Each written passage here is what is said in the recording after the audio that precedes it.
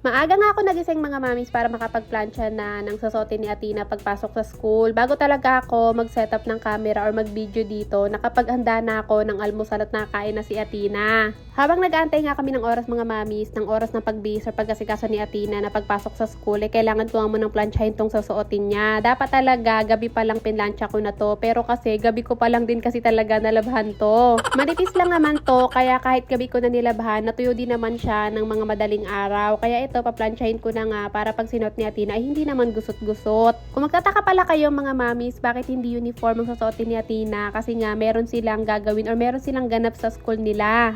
Parang susuotin nila yung mga damit na uniform kung ano yung mga pangarap nila, paglaki nila. Halimbawa, gusto mo maging nurse. So, ang susuotin mo ay uniform ng nurse. Si Athena mga mamis, ang gusto niya ay maging artist. So, dahil wala naman akong idea mga mamis kung ano yung mga suot ng mga artist, nag-search muna ako. So, walang uniform ng mga artist mga mamis. Talagang simpleng nakapants lang sila, nakapolo, mga ganun lang. Nung naplansya ko naman na yung polong susuotin ni Athena mga mamis, ay pinasok ko naman na sa kwarto. Sunod ko na mga asikasuhin itong pants niya. Nasama-sama na kasi dito sa mga damit na kailangan kong ilagay sa plastic. Nilabas ko na kasi itong mga damit na to kagabi mga mamis dito sa may upuan kasama nga itong pants niya pati na rin itong apron. Nung nailabas ko nga mga mamis hindi ko na naasikaso kagabi kasi nga inantok na din ako kaya ito ngayon ko pala nga ayusin. Bale ito yung pants na susuotin niya kapartner nga nung polo tas yung apron tapos ito nga parang ballet. Ay nakalimutan ko kung anong tawag niya sa sombrero na yan.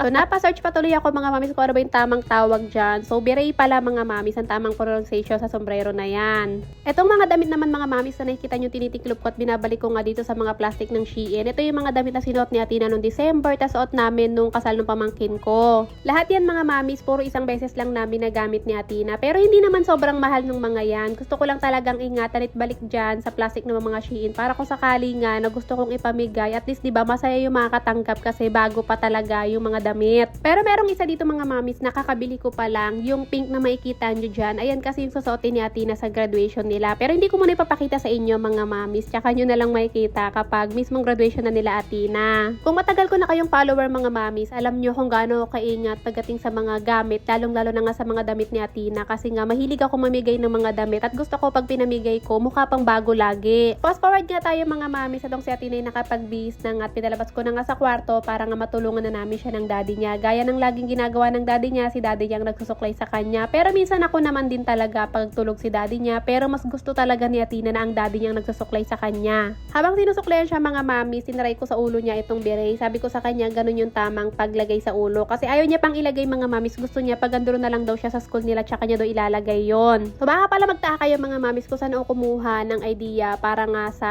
OOTD ni Athena. Ito yan mga mami, sinearch ko pa yan. Tapos nakita ko sa Pinterest na ganyan yung mga example ng mga sinusuot na mga artist. Bumili rin ako ng magiging props niya mga mamis para nga meron siyang hawakan. Pero hindi pala kailangan nun kasi ang kailangan niyang hawakan yung kanyang magiging speech kung bakit yun yung gusto niya maging paglaki niya. Ang kinaganda sa gusto ni Athena mga mamis ay hindi ko na kailangan gumastos ng malaki or hindi ko na kailangan magpatahi pa ng uniform. Kung example lang gusto niya nurse, kailangan ko pang bumili ng uniform ng nurse. Etong mga mamis, yung polo na yan sa daddy niya. Tapos yung pantalon na yan, matagal niya ng pantalon yan. So bali, ang binili ko na lang talaga sa kanya mga mamis yung beret na wala pa naman sa 100 pesos. Pati sana yung props na dadalhin niya. Tapos hindi naman pala kailangan. Pero okay lang kasi magagamit naman niya yung kung sakaling mag high school na siya. Kasi nga parang mga painting lang naman yun. Tapos mga color. Hindi man niya yun magamit sa school mga mamis. Alam ko magagamit niya yun dito sa bahay. Kasi nga pag nandito si Athena sa bahay mga mamis, kapag naboboring na siyang mag-cellphone, talagang mahilig siyang mag-drawing, magkulay, kung ano na mga pinagagawa niya. Kapag naboring naman siya, kakadrawing mga mamis, sa tayo niya pa mag-cellphone, magbe-Beyblade siya. Ayan yung mga libangan ni Athena dito sa loob ng bahay. Hindi ko na pala pinag-makeup si Athena mga mamis, or hindi ko na siya nilagyan ng makeup kasi nga yung mga artist naman talaga, hindi naman talaga sila nagme-makeup. Depende na lang talaga siguro kung gusto nila mas maayos sila. Pero usually talaga ang mga artist hindi talaga nagme-makeup yan. So, dahil hindi naman regular class sila Athena nung araw na to mga mamis, hindi niya na dinala yung isang bag niya. Pero pinadala ko pa rin sa kanya yung props niya para sigurado kung kailanganin nga or kung gusto niya meron pa rin siyang props habang nag-i-speech siya, at least dala na niya. Nung okay na nga lahat mga mamis at nasigurado na walang naiwan sa mga dadalhin ni Athena, ito nga tinatid na namin namin siya ni Daddy. Dapat talaga hindi ako kasama sa paghatid dito, pero sabi ni Daddy sama na nga daw ako at suportahan namin si Athena. Tsaka po ko doon mga mamis, gusto ko rin naman din talaga silang videohan kasi nga mahilig talaga akong mag-ipon ng mga video at picture ni Athena at ni Daddy kasi nga ina-upload ko doon sa personal account ko. Marami akong mga video ni Athena at ni Daddy na hindi ko na pinopost dito sa page ko. May fast forward tayo mga mamis dahil nga malapit lang naman yung school nila Athena at nandito na agad kami. So bago nga namin iwan si Athena, tinulungan muna namin siya na suotin yung ID niya kasi hindi siya makakapasok ng walang ID dahil kailangan niyang itap yan doon sa pagpasok niya sa gate. Nung nasigurado na nga namin mga mamis ni Daddy na nakapasok na si Athena sa loob ng school nila, pag uwi naman namin ni Daddy ay tumuloy-tuloy na nga ako sa mga gagawin ko. Si Daddy mga mamis natulog na kasi siya pa rin na magsusundo kay Athena. Ako nga dito na ako dumiretso sa kusina para nga ikabit na itong kortina. Naalala niyo mga mamis, di ba, nung last vlog ko, naglinis ako dito sa ilalim ng lababo, tinanggal ko yung kortina, pero hindi ko na pinakita sa inyo na nagkabit ako ng kortina kasi nga hindi na ako nagkabit noon dahil nga inantay ko pa dumating itong in-order ko online. Napilitan na ako umorder neto mga mamis kasi nga nahihirapan na rin ako sa pinagkakabitan ng kortina dahil nga lagi rin talagang natatanggal yon.